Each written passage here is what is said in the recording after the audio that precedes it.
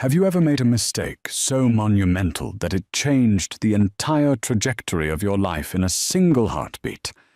There's a rumor in the Chicago underworld about a night at the Obsidian Lounge, a night where Silas Romanoff, the most feared syndicate boss on the East Coast, looked at a lowly waitress, smirked, and issued a chilling dare. "If you dance this waltz, I'll marry you." It was supposed to be a joke, a cruel game played by a predator playing with his food. He laughed. The whole VIP room laughed. But the ending to this story, it surprised everyone, especially him. The Obsidian Lounge wasn't just a nightclub. It was a fortress lined with black velvet and gold trim, masquerading as a playground for the obscenely wealthy. Located beneath the bustling streets of downtown Chicago, it was an establishment where fortunes were laundered, political careers were bought, and human lives were traded like poker chips. The air was permanently thick with the scent of imported Cuban cigars, expensive Tom Ford cologne, and the metallic tang of fear. Eleanor Hayes knew the rules of the Obsidian. Rule number 1, keep your eyes down. Rule number 2, never listen to the conversations. Rule number 3, if a VIP touches you, you smile and walk away. At 23, Eleanor was exhaustingly beautiful, but entirely uninterested in leveraging it. She wore the standard-issue uniform, a sleek, high-slit black dress that made her feel more like a piece of furniture than a human being. She carried a tray of crystal tumblers and a bottle of Macallan 25 that cost more than her rent. Her feet ached, a dull throb radiating up her calves, but she gritted her teeth. She needed this job. Her younger brother's medical bills were piling up, and the tips in the VIP section were astronomical. Tonight, the VIP section was closed to the general elite. It was reserved for one man and his entourage, Silas Romanoff. Even thinking his name felt like swallowing glass. Silas was the newly crowned head of the Romanoff syndicate after his father's sudden, violent demise. He was 30. Built like a heavyweight fighter, but moved with the predatory grace of a panther. He had jet-black hair, sharp, aristocratic features, and eyes the color of a winter storm, cold, gray, and entirely unforgiving. Eleanor stood near the heavy velvet curtains, watching the scene unfold. Silas sat in the center of a curved leather booth, surrounded by 6 heavily armed men in tailored suits. Among them was his notoriously brutal enforcer, Dominic Costa. Across from Silas sat a terrified-looking alderman, sweating profusely into his silk collar. "Bring the bottle, Eleanor," hissed Mr. Henderson, the floor manager, shoving her slightly between the shoulder blades. "And for God's sake, don't spill a drop." Taking a steadying breath, Eleanor balanced the silver tray and stepped out of the shadows. The low thrum of the bass from the main floor above was entirely absent here. It was quiet, save for the tense murmurs of dangerous men. As she approached the table, Dominic Costa stopped mid-sentence, his dark eyes locking onto her. He leaned back, an ugly smirk twisting his lips. Well, well, Henderson finally hired something worth looking at. Eleanor kept her eyes locked on the table, her hands steady as she set the glasses down one by one. She poured the amber liquid, ensuring exactly 2 fingers in each glass. "I asked you a question, sweetheart," Dominic pressed, reaching out to trail a calloused finger down her bare arm. Eleanor stiffened. Rule number 3, smile and walk away. But she was tired. She had been working for 12 hours. Her brother had a fever that morning, and Dominic's touch made her skin crawl. Before she could stop herself, she pulled her arm back sharply. "I'm here to serve the drinks, sir, not be the entertainment," Eleanor said, her voice surprisingly steady, though her heart was hammering a frantic rhythm against her ribs. The entire table went dead silent. The alderman looked like he was about to faint. Dominic's face flushed dark red, and he half rose from his seat, his hand dropping towards the holster concealed beneath his jacket. "You little Dominic!" The voice was low, smooth, and laced with absolute authority. It didn't need to be loud to command the room. Silas Romanoff leaned forward, resting his elbows on his knees. He raised a hand, and Dominic instantly froze, slowly sinking back into his seat, though his eyes glared daggers at Eleanor. Silas turned his gaze to her. It was the first time she had looked him directly in the eyes, and it felt like stepping off a cliff. There was no warmth there, only a chilling, calculating intellect. "What is your name?" Silas asked, his voice a low baritone that sent a shiver down her spine. "Eleanor," she replied, fighting the urge to look away. Silas stared at her for a long, agonizing moment. He took in her rigid posture, the defiance in her eyes, and the slight tremble in her hands holding the empty silver tray. Slowly, a slow, dangerous smile spread across his face. It wasn't a smile of joy. It was the smile of a predator that had just found a particularly interesting puzzle. "Eleanor," he tasted the name, rolling it around as if inspecting it. "You have a lot of nerve insulting my lieutenant. Most men in this city would lose their tongues for less." "I didn't insult him," Eleanor said, her chin lifting a fraction. "I established a boundary. I assume a man of your stature understands the importance of boundaries." A collective gasp echoed from the men at the table. Eleanor realized, too late, that she had just sassed the most dangerous man in Chicago. She braced herself, expecting a gunshot, or at the very least, a brutal backhand. Instead, Silas laughed.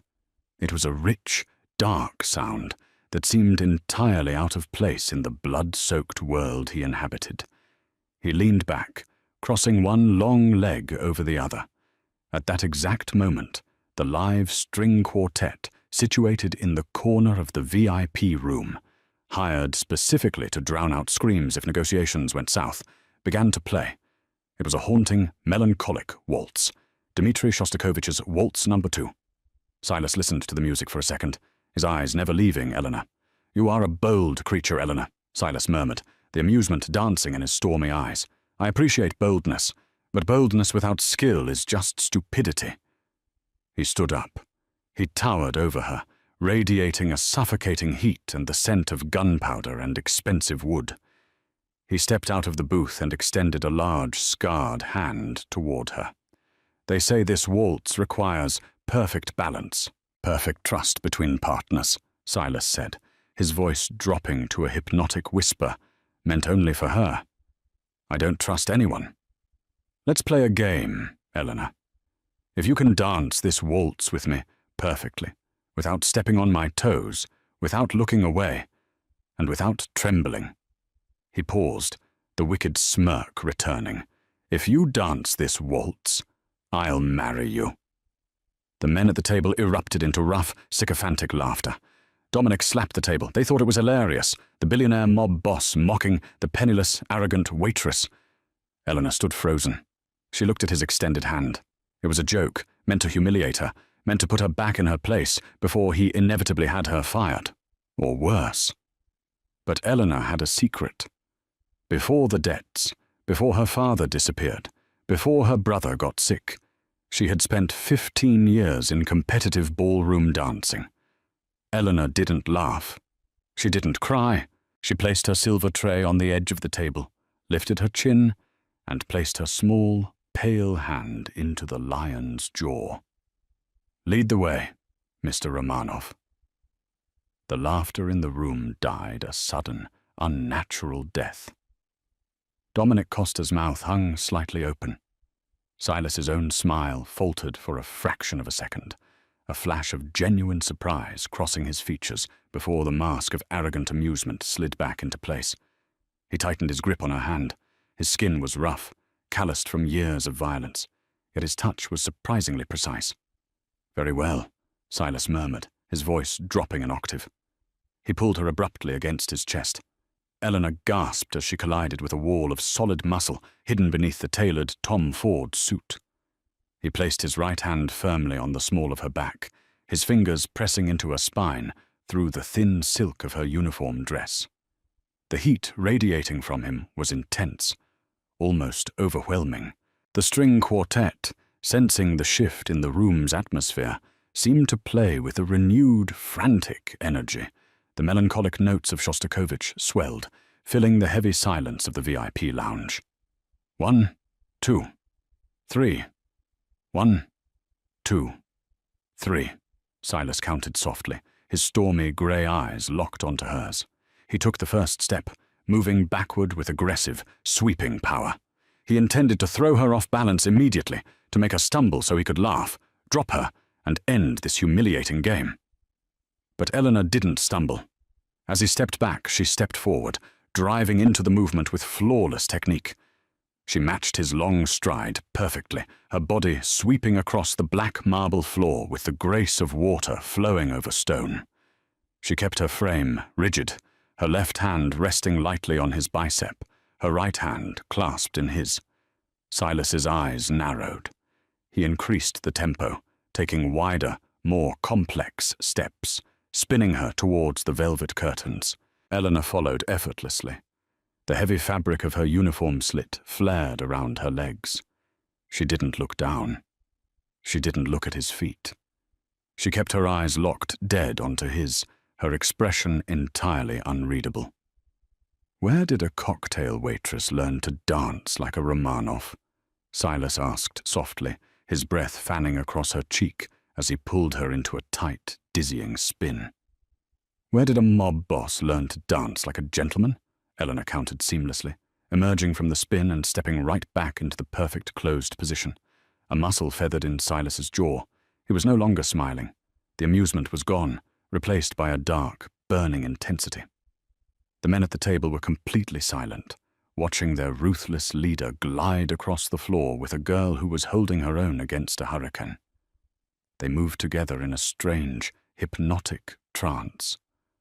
The waltz was a conversation of bodies, and Eleanor was speaking his language fluently. He pushed. She yielded. She created space. He filled it.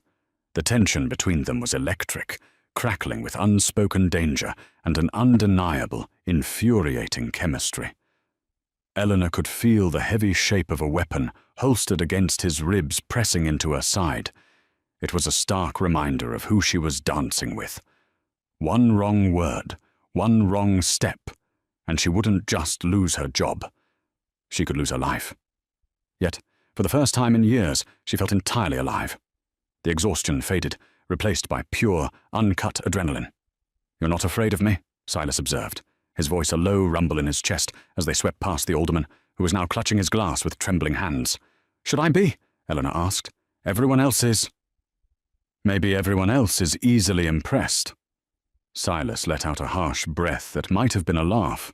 He pulled her closer, eliminating the polite space between them. "You are playing a very dangerous game, little bird." "You started it," Eleanor whispered back, her heart pounding frantically against his chest. The music hit its dramatic crescendo. Silas spun her out, his grip on her hand the only thing tethering her to the earth. For a brief second, she was flying. Then, with a forceful tug, he yanked her back into his arms. She collided with his chest, her breath catching in her throat. He dipped her low, her back arching over his arm, her face inches from his. The waltz ended. They stayed frozen in that position. Eleanor's chest heaved as she stared up into Silas's eyes. The storm in his gaze had darkened into a tempest. The arrogant mob boss who had issued a cruel dare was gone, replaced by a man looking at a woman as if he had never truly seen one before. He slowly pulled her upright. The room remained dead silent. The string quartet had stopped playing. Eleanor took a step back, breaking the spell. She smoothed her dress, her hands trembling for the first time since the dance began. "I believe I kept my end of the bargain, Mr. Romanov," Eleanor said, her voice shaking slightly, despite her best efforts to keep it steady. "I didn't step on your toes. I didn't look away." She paused, taking a breath. "Now, if you'll excuse me, I have other tables to serve." She turned to walk away, a desperate urge to flee washing over her. She had survived. She had won the game. Now she needed to run before he changed the rules. But before she could take a second step, a cold, hard grip clamped around her wrist. Eleanor gasped as she was yanked backward, crashing into Silas's side. He wrapped his arm around her waist, pinning her against him with iron force.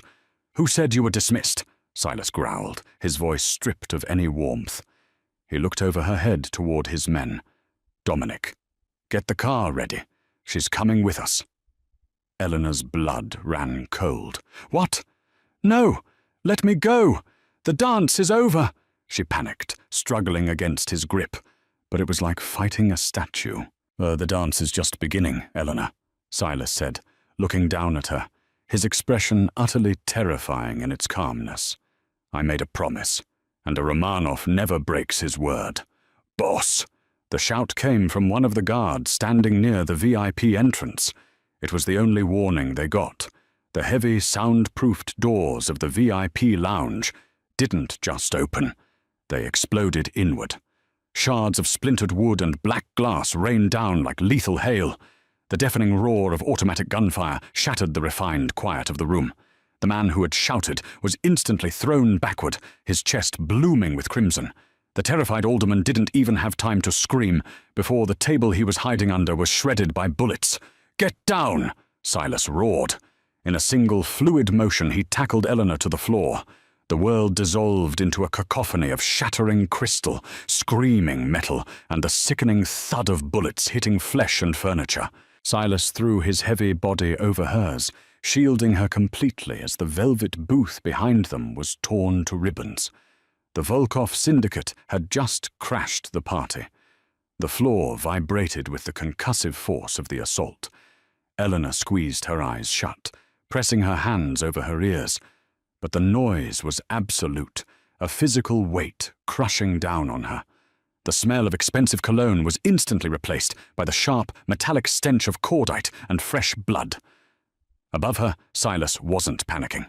He moved with cold, terrifying precision. With one arm pressing Eleanor down against the marble tiles, he drew a heavy, matte black Sig Sauer from his shoulder holster. "Dominic, the East Corridor!" Silas barked, his voice cutting through the chaos like a knife. "Covering!" Dominic roared from behind an overturned marble table, returning fire with brutal efficiency. "Stay low! Do exactly as I say, or you die! Do you understand?" Silas yelled close to Eleanor's ear. Eleanor could only nod frantically. She couldn't speak. Her throat felt entirely closed off by terror. "Move!"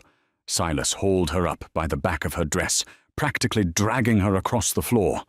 They stayed in a crouch, darting behind the devastated leather booths. Bullets chewed up the floorboards inches from her heels. She saw the string quartet's cello shattered into pieces. She saw the bartender, a young guy named Leo she often joked with, lying motionless behind the bar.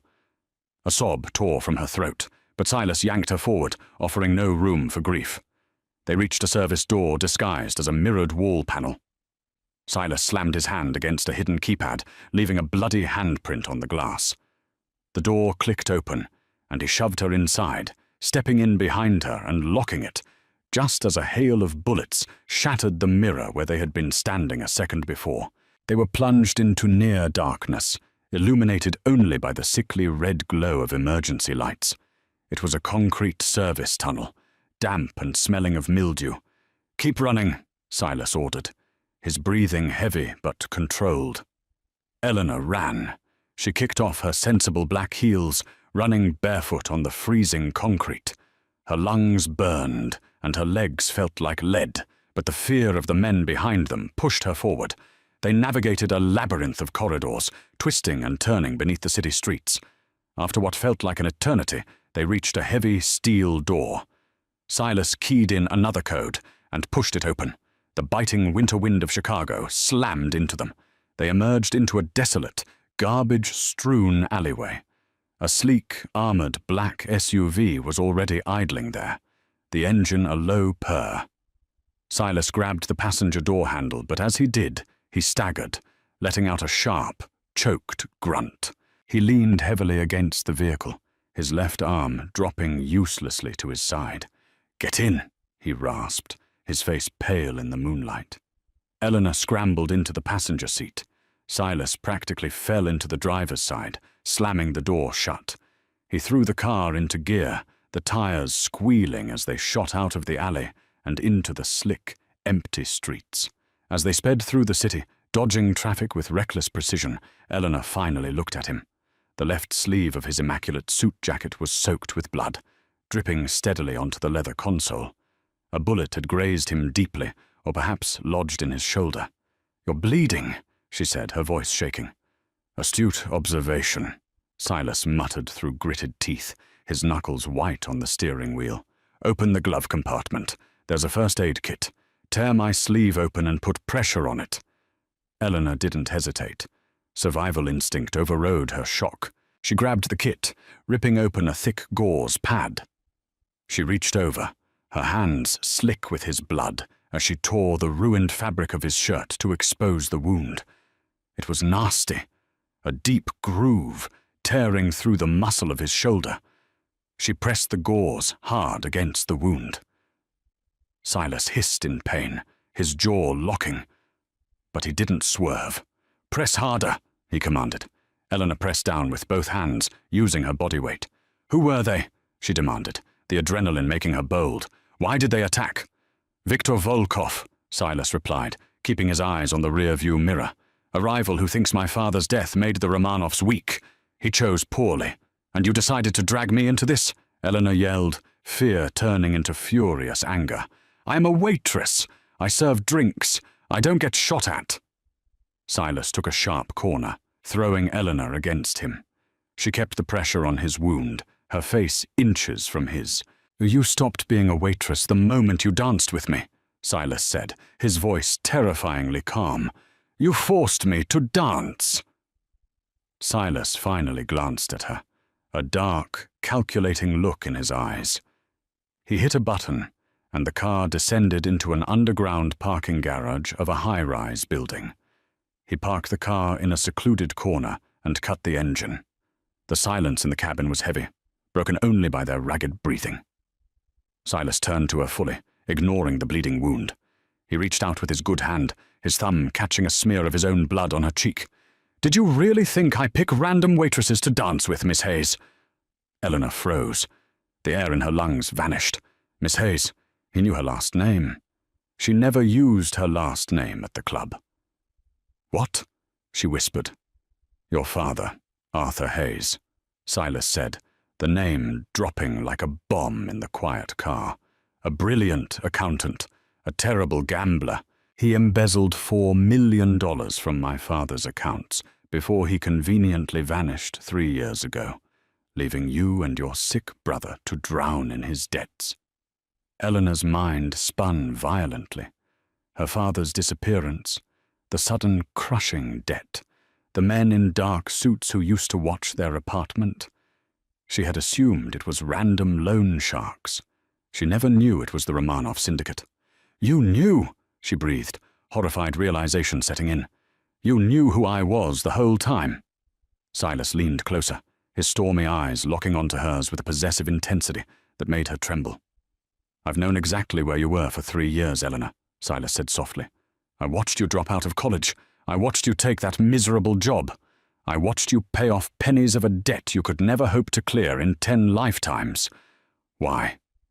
Tears pricked Eleanor's eyes. "If you wanted to kill me for his debt, why wait?" "Kill you?"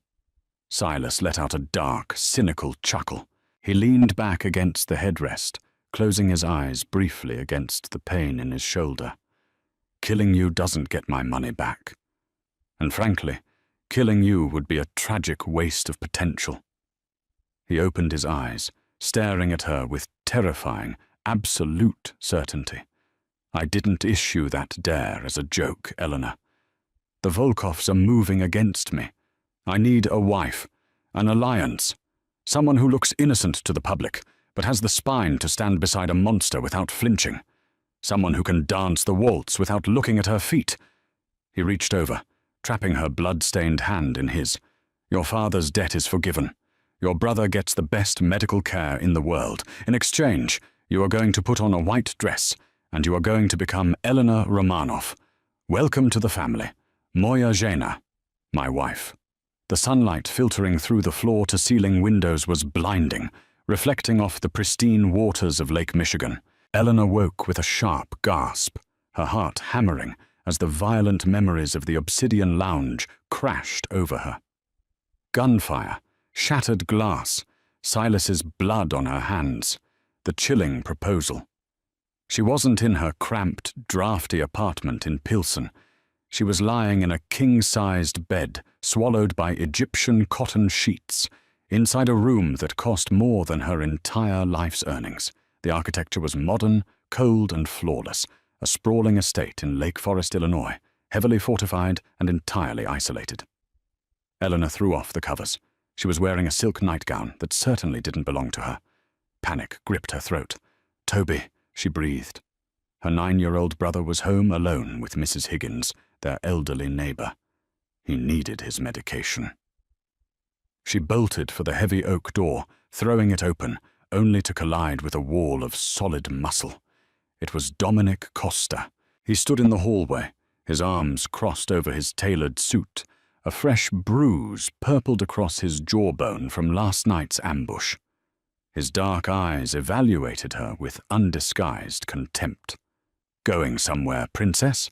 Dominic sneered. "I need to see my brother," Eleanor demanded, forcing her voice not to shake.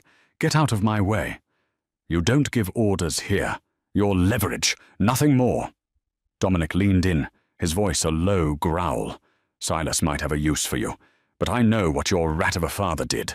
If you sneeze wrong in this house, I'll put a bullet in you myself and tell the boss you tried to run. That's enough, Dominic."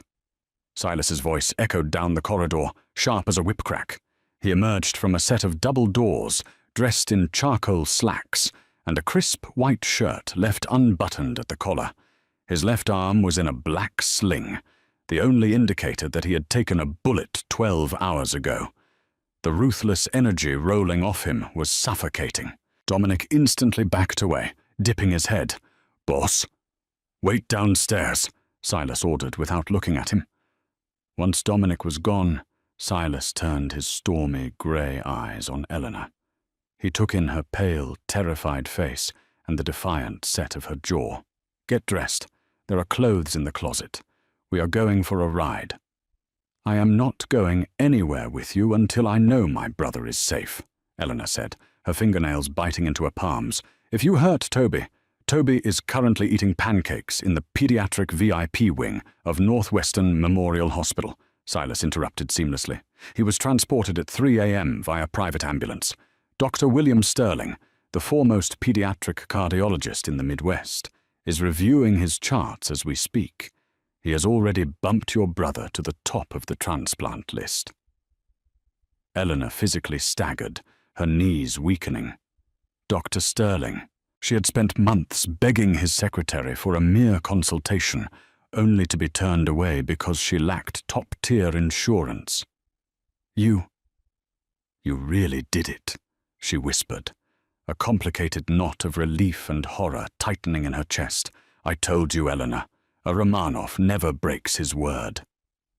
Silas stepped closer, towering over her, his presence utterly overwhelming.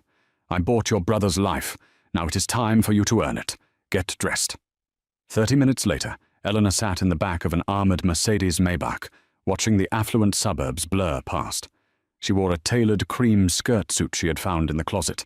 It fit her perfectly, which was a terrifying testament to how long Silas had been watching her. "Why me?" Eleanor finally asked, breaking the heavy silence. "You could have paid off Dr. Sterling and held Toby hostage to get what you want. Why the marriage? Why the charade?"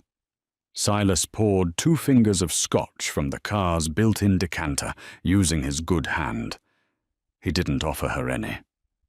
"Because my syndicate is bleeding, Eleanor," Silas said, staring into his glass. "When my father, Alexei, was assassinated last month, the family sensed weakness. Viktor Volkov wants my territory, but more importantly, he wants what your father stole." Eleanor frowned. $4 million. Silas laughed, a harsh, humorless sound. $4 million is pocket change. No, your father, Arthur, was my father's chief accountant. He didn't just siphon money. He stole a physical ledger, a black book containing the account numbers, offshore shell companies, and blackmail material on half the politicians in Chicago. It's the skeleton key to the Romanov empire. Eleanor felt the blood drain from her face. My father was just an accountant. He was a gambling addict. He couldn't have pulled off a heist like that. He did, And then he vanished, Silas said, his gaze snapping to hers, pinning her to the leather seat. Volkov believes you know where it is. He believes you have the ledger. That is why they attacked the club last night. They weren't just there to kill me. They were there to abduct you. The puzzle pieces violently slammed into place. The men watching her apartment. The sudden, desperate job at the Obsidian Lounge. She had been the bait. I don't have it, Eleanor said, her voice trembling. I swear to God, Silas. I haven't seen my father in 3 years. He left us with nothing. I believe you, Silas said softly, but Volkov doesn't. If you are left alone, his men will torture you for information you do not possess, and then they will butcher your brother to make a point. He leaned across the console, his face inches from hers. But if you are Eleanor Romanov, my wife, you become untouchable. To attack my wife is an act of total war, something Volkov isn't fully ready for yet. You give me a reason to publicly annihilate him if he steps out of line. And in return, you and Toby survive. You will smile for the cameras. You will stand by my side at syndicate dinners. You will be the flawless, loyal Mafia queen. Eleanor swallowed hard, staring into the eyes of the devil she was about to marry. And if I find the ledger? Then, Silas murmured, his gaze dropping to her lips for a fraction of a second, I might actually let you keep your soul. The wedding was organized in less than 5 days, a masterpiece of money, intimidation, and raw power. Eleanor stood before a full-length antique mirror in the bridal suite of the Palmer House Hilton, staring at a stranger. The gown was a custom Oscar de la Renta creation, sourced through a terrified boutique owner who opened her shop at midnight for Silas's men. It was long-sleeved, made of sheer French lace and heavy silk, high-necked but completely backless. It was beautiful. It was a suffocating armor. "Stop shaking," muttered Anya, the formidable Russian woman Silas had appointed as Eleanor's personal shadow. Anya adjusted the veil, her calloused hands moving with surprising gentleness. "You show fear. The other wives will eat you alive. You are a Romanov now. Keep your chin up." Eleanor took a deep, shuddering breath. "I'm a waitress, Anya. 3 days ago, my biggest worry was whether I could afford heating oil. 3 days ago, you were prey," Anya corrected flatly. "Today, you are the predator's mate. Act like it." The doors opened and Silas walked in. Anya immediately stepped back and exited the room, leaving them entirely alone. Silas looked devastating. He wore a bespoke black tuxedo that fit his broad shoulders perfectly, concealing the bandages beneath. He stopped a few feet away, his stormy eyes sweeping over her from the delicate lace at her throat to the hem of the silk train. For a long, agonizing moment, neither of them spoke. The air between them crackled with that same electric, dangerous tension they had shared during the waltz. "You look," Silas started, his voice a gravelly whisper. He cleared his throat, tightening his jaw. "You look the part." "A beautiful lie," Eleanor replied bitterly. Silas stepped closer, invading her space. He reached out, his knuckles brushing lightly against her cheek. The touch sent a jolt of fire straight down her spine. "The world runs on beautiful lies, Eleanor. When we walk out those doors, you belong to me. Do you understand? No hesitation. If someone insults you, you smile, and I will ruin them. If someone threatens you, you stand behind me, and I will kill them. We are a united front. Perfect trust between partners." Eleanor echoed his words from the nightclub. "Exactly." He offered his arm. "Shall we?" The ceremony was a blur of flashing cameras from the society press outside, and the cold, terrifying stares of Chicago's criminal elite inside. Eleanor spoke her vows in a voice that didn't sound like her own. When Silas slid the heavy 3-carat flawless diamond onto her finger, his grip was iron tight. When the priest told him to kiss the bride, Silas didn't hesitate. He pulled her in, one hand sliding to the bare skin of her back, and kissed her with a fierce, possessive hunger that stole her breath and left her dizzy. It was supposed to be a performance, but the heat of his mouth felt terrifyingly real. The reception was a masterclass in opulence. 500 guests filled the grand ballroom. Eleanor played her part flawlessly. She smiled.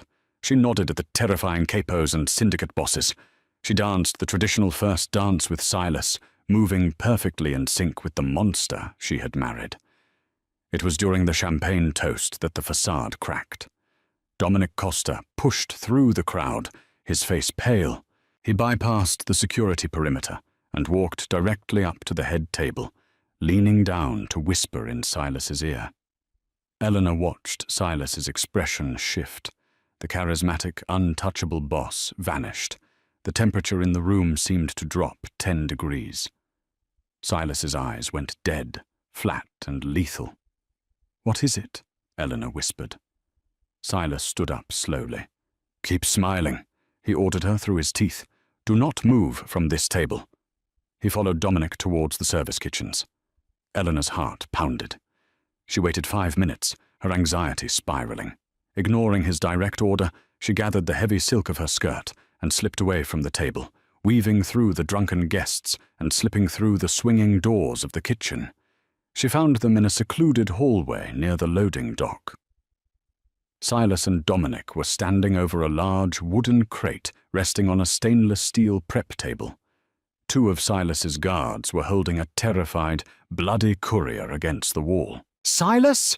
Eleanor called out, stepping into the harsh fluorescent light. Silas whipped around, fury blazing in his eyes. "I told you to stay put!"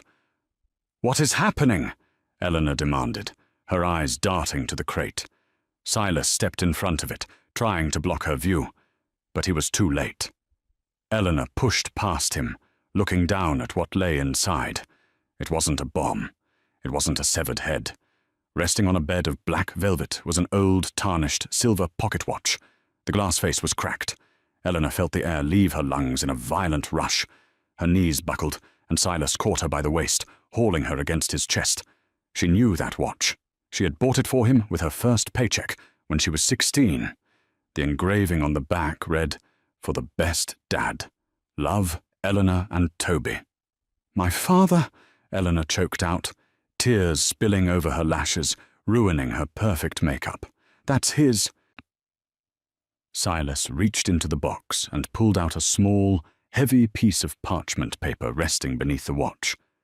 He unfolded it, his jaw clenching so hard it looked like it might shatter. He handed it to Eleanor. The note was written in elegant, looping cursive. "A beautiful wedding, Silas, but a groom should never celebrate without his father-in-law. Arthur sends his regards. If you want him back alive, and if you want your precious ledger, bring the bride to the Navy Pier warehouses at midnight. Come alone. Vivi." Victor Volkov didn't just want the ledger. He had Arthur Hayes, and now he wanted Eleanor. Eleanor looked up at Silas, her world completely unraveling. Her father was alive. He was alive, and he was in the hands of a butcher. "What do we do?" she whispered, her voice cracking. Silas Romanov, the most feared man in Chicago, looked at his new wife. He pulled his Sig Sauer from his tuxedo holster, checking the chamber with a sickening, metallic click. "We do what Romanovs do best, Eleanor," Silas said, his voice dropping to a terrifying, deadly whisper. "We go to war."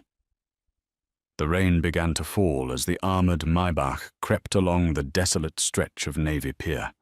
It wasn't the tourist-friendly section filled with Ferris wheels and cotton candy. This was the industrial graveyard of the pier, a labyrinth of rusting shipping containers, abandoned warehouses, and the suffocating smell of brine and decaying fish. Eleanor had stripped off the delicate French lace veil.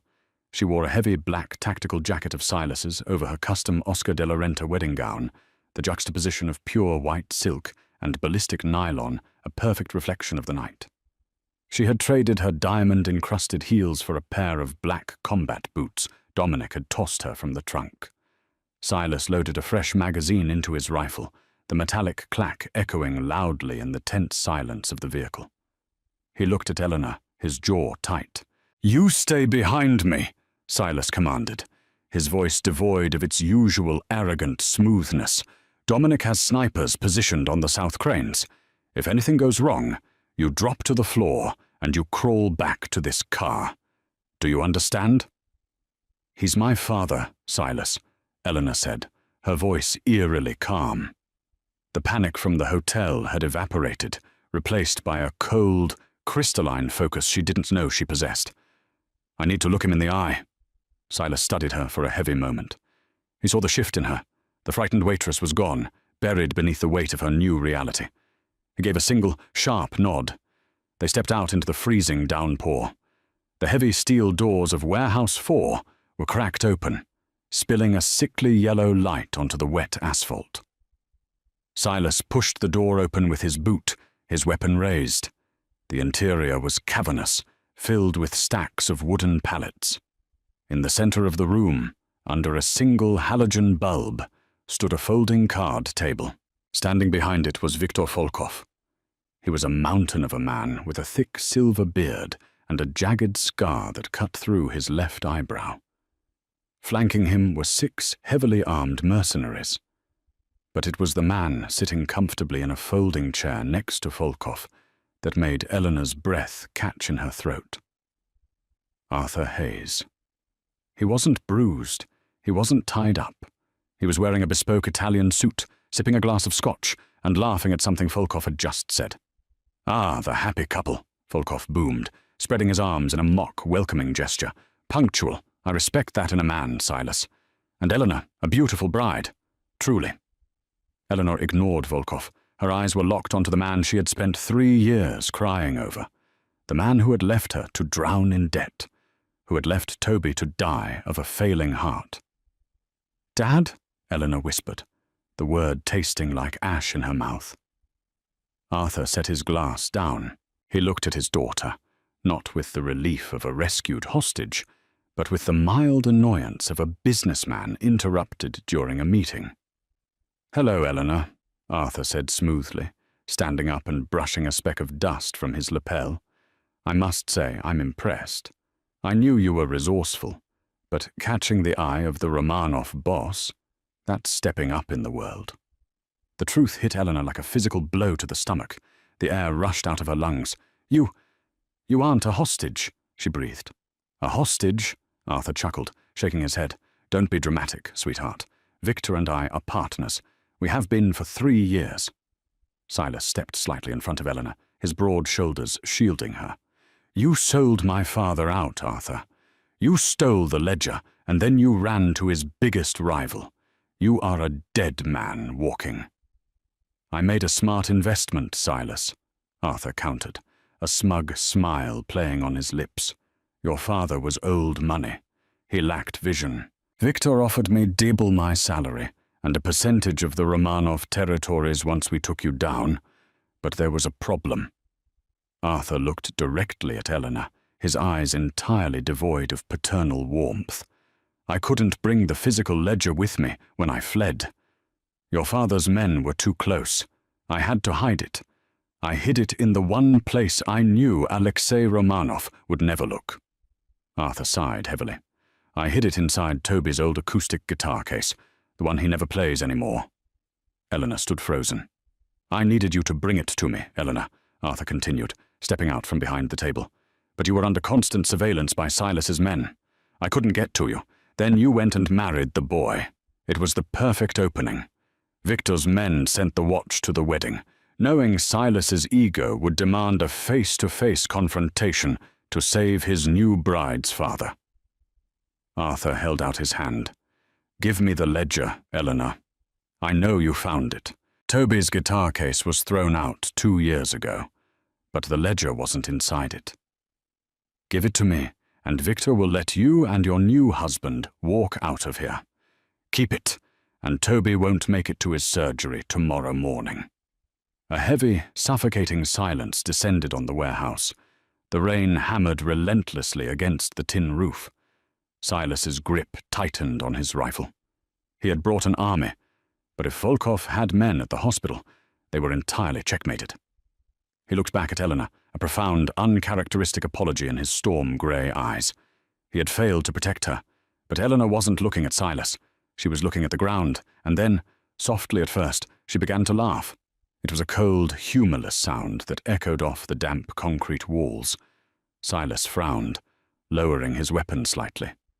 Volkov's smug expression faltered, his hand drifting toward his holstered pistol. Eleanor stopped laughing and slowly raised her head. The terrified, overwhelmed girl was entirely gone.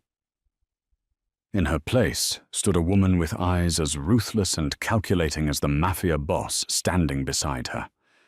"You always underestimated me, Dad," Eleanor said, her voice ringing out clear and sharp. "You thought I'd dropped out of college just to waitress and pay your bills? You thought I was just a naive girl playing nursemaid to Toby?" Arthur frowned, a flicker of uncertainty crossing his face. "Eleanor, stop playing games. Give me the book." "I found the ledger 3 years ago," Eleanor admitted, taking a slow step forward, stepping out from behind Silas's protective shadow. "I found it the night you vanished, but I didn't hide it, and I certainly didn't bring it here." "Then where is it?" Volkov demanded, his thick accent thickening with anger. "I burned it," Eleanor said flatly. The warehouse went dead silent. Arthur's face drained of all color. You what? You stupid girl. That book was worth hundreds of millions of dollars. It was the keys to the entire Chicago underworld. "I know exactly what it was," Eleanor snapped, her eyes flashing with a dangerous fire. "Because before I put a match to it, I read it. I didn't drop out of my accounting program because I was failing, Dad.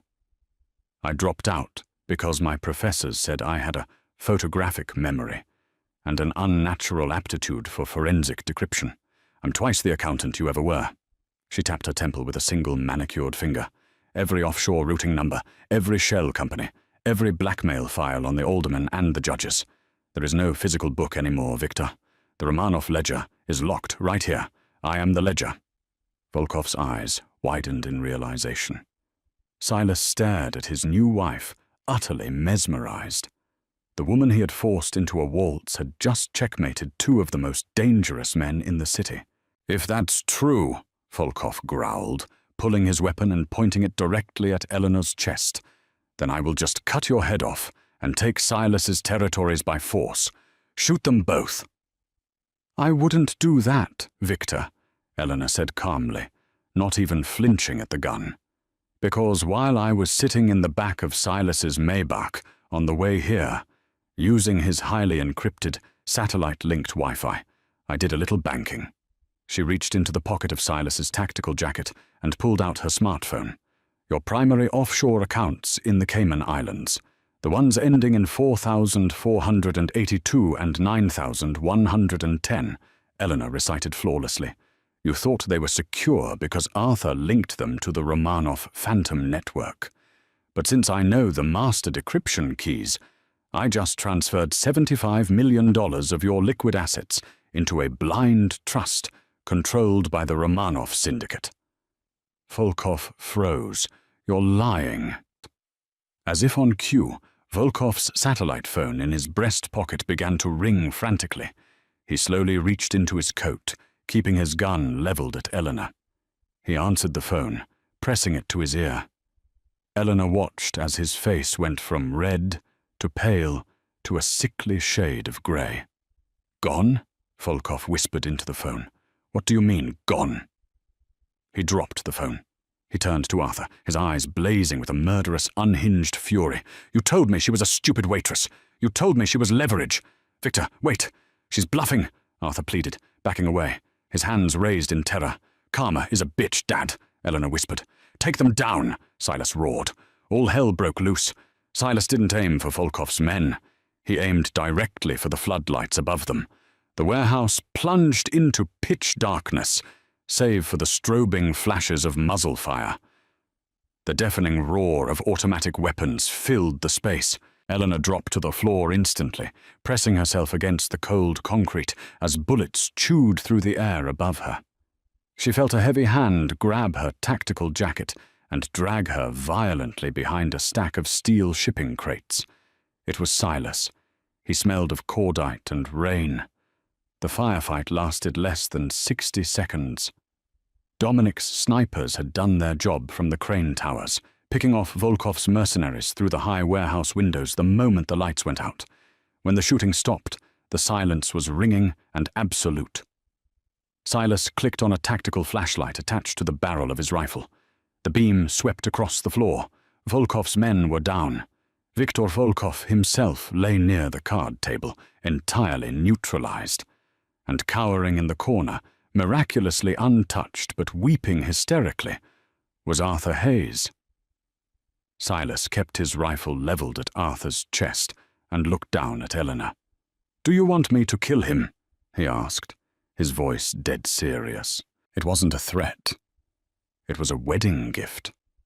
He was giving her the ultimate choice. Eleanor stood up slowly, brushing the dust from her ruined Oscar de la Renta gown. She walked over to the man who had abandoned her, who had been willing to trade her and Toby's lives for a payout. Arthur looked up at her, tears streaming down his face. "Eleanor, please. I'm your father. I'm blood." "Blood doesn't make you family," Eleanor said, her voice ice-cold, devoid of any pity or hesitation. "Silas gave his word to protect my brother. You sold us out to a butcher. You don't have a daughter anymore, Arthur. And you don't have a son." She turned her back on him and looked at Silas. "Leave him. Let the police find him tied to Volkov's body with the embezzlement evidence I just emailed to the FBI tip line. He belongs in a cage, not a coffin." Silas lowered his weapon. A slow, deeply genuine smile spread across his sharp features. He had thought he was marrying a pawn to protect his empire. He hadn't realized he had just married a queen capable of ruling it. He walked over to her, wrapping his good arm around her waist, pulling her flush against him. The adrenaline was still pumping through their veins, electric and intoxicating. "You transferred $75 million on your phone in the car," Silas murmured, his lips brushing against her ear. $80 million, actually," Eleanor corrected softly, looking up into his stormy eyes. "I found a hidden mutual fund while we were parking. I hope you don't mind. I consider it my dowry." Silas threw his head back and laughed, a rich, echoing sound that filled the bloody warehouse. It was the same laugh from the Obsidian Lounge, but this time it wasn't a cruel game. It was sheer, unadulterated awe. He pulled her into a fierce, breathless kiss, right there in the dark, amidst the ruin of their enemies. "Eleanor Romanov," Silas whispered against her lips, his voice thick with a dark, permanent devotion. "If you ever step on my toes during a waltz, I might just let you." Did this Mafia romance twist leave you speechless? Eleanor proved that she was never just a pawn in Silas's dangerous game. She was the ultimate mastermind, hiding in plain sight. If you loved the intense drama, the satisfying karma, and the explosive chemistry between a ruthless mob boss and an underestimated waitress who beat him at his own game, please hit that like button right now. It really helps support our storytelling. Don't forget to share this video with your friends who love a good plot twist and a fierce, brilliant heroine who takes no prisoners. Want more thrilling, pulse-pounding stories of romance, revenge, and dark empires? Subscribe to the channel and ring the notification bell so you never miss a new release.